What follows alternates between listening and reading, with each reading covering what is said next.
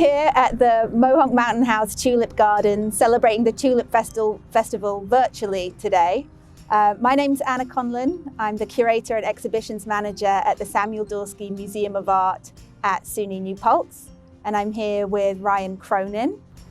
Hi, Ryan. Hi, Anna. How are you? I'm good, thank you. Great to be here. Yeah.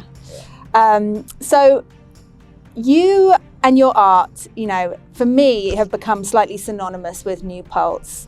I see your art everywhere, whether it's public art on the side of buildings, your wonderful gallery on Water Street, on the bumper stickers of half of the cars in town.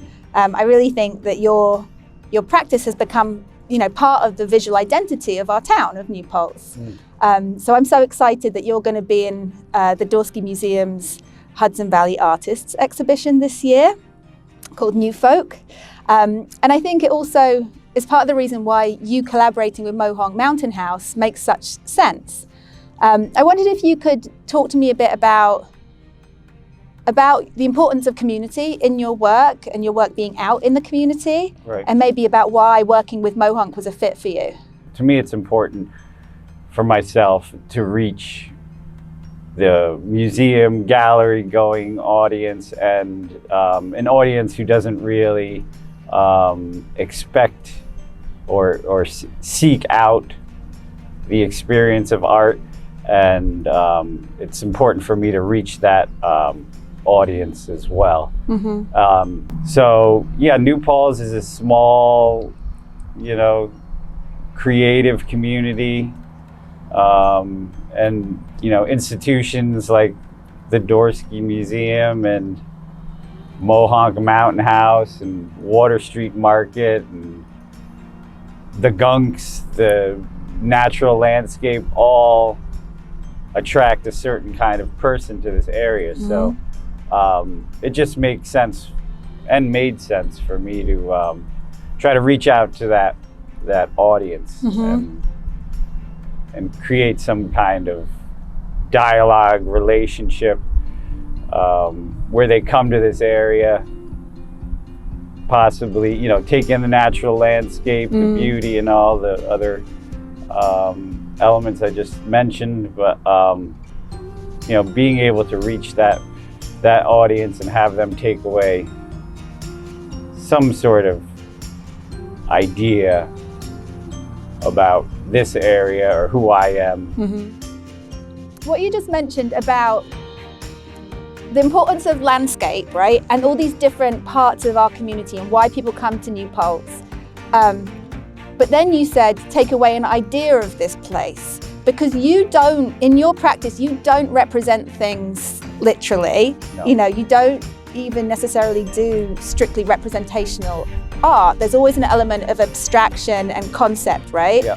So I think what was interesting with this project, with the Tulip Festival, so you've got this offer of a collaboration, centered around this, beautiful flower in this amazing garden that we're sitting in now. But then how did you go about, interpreting that in your style? Because offering a traditional landscape, wouldn't necessarily make sense for you. No. But this project was really fun for me. The idea of flowers, which I have approached in the past, so I think of like my first drawings as a child. We all have that desire to kind of create something we consider to be pretty, which usually we pull from the natural landscape, right, which could be flowers or trees or what have you. So to me, it was kind of a return to that playfulness as a young person, child, to just let it go. And, with the idea of repetition and the formal layout of my work, it's easy to see it as a landscape. Yeah. It's two-dimensional, but it has three-dimensional. Yeah, the repetition of the tulip flowers reminds me in some of your other works of the geese or of the raindrops, this kind of, I won't want to say uniform, but balanced kind of repetition of forms. But then there is this kind of playfulness with it as well. Right. And I like that you're bringing in the idea of childhood and the kind of naivety of those kind of drawings as well. But this piece was really fun too, because as I was working on it, it had this, you know, the tulips created like this crown.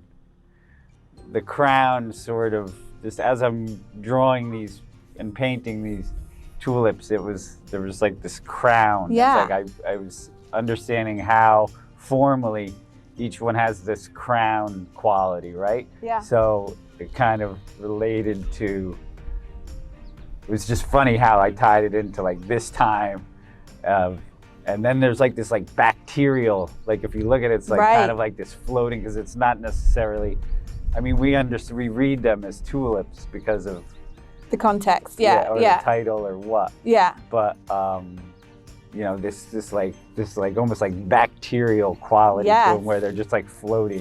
Yeah. You know? I totally see that. So, and how much is that was intentional and not? Well, first of all, do you work on several pieces at once, or do you focus on one painting at a time or one artwork at a time? Yeah, no, I'll approach, you know, a few pieces at once, you know, sort of bounce back and forth from one to the other. So what was it like working on this painting during the lockdown? You know, so flowers, right? So landscape sort of is such a joyful idea usually, right?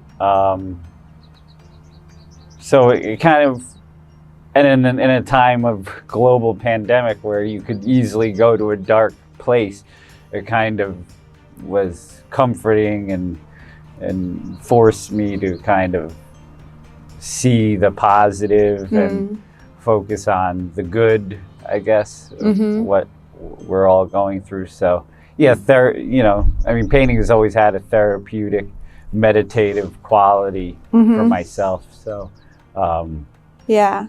And I think focusing on nature during this time as well, like regardless of what is going on with the humans in the world, these tulips came up and they're amazing and they're beautiful, and you know, the natural world, you know, continues. Yeah.